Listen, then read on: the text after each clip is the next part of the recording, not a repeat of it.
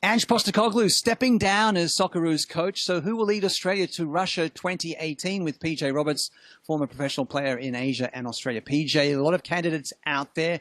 Does Australia need a tournament coach like Husadink, or do they need someone for the long term? Well, exactly, and that's the decision they need to make. Are they picking someone in the interim purely to get through to the World Cup and perform there, or a permanent manager, and then obviously discussion around a local versus a foreign coach?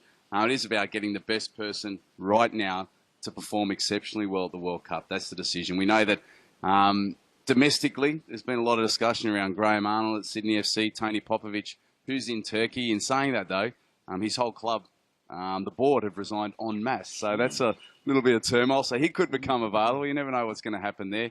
Kevin Muscat has been put in the firing line as well as Ante Milicic, who is the assistant to Graham Arnold.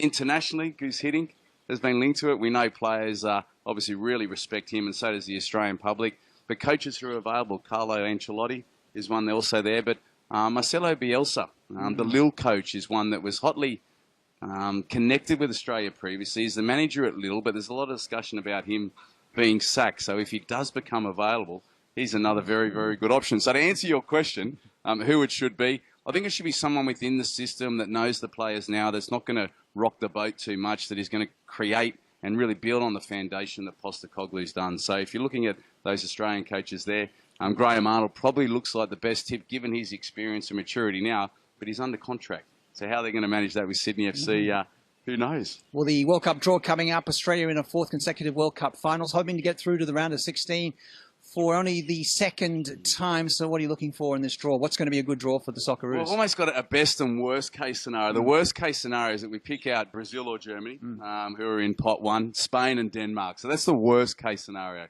The best case scenario is we end up with Russia, because they're only in pot one because they're the host nation. I think Peru and Tunisia. So there you go. Let's go for that worst case scenario. Let's knock that one off, and I like the best one. All right. Thanks very much, PJ Roberts. Looking ahead with interest at the World Cup draw for the Socceroos. They'll be appearing in a fifth World Cup in Russia 2018.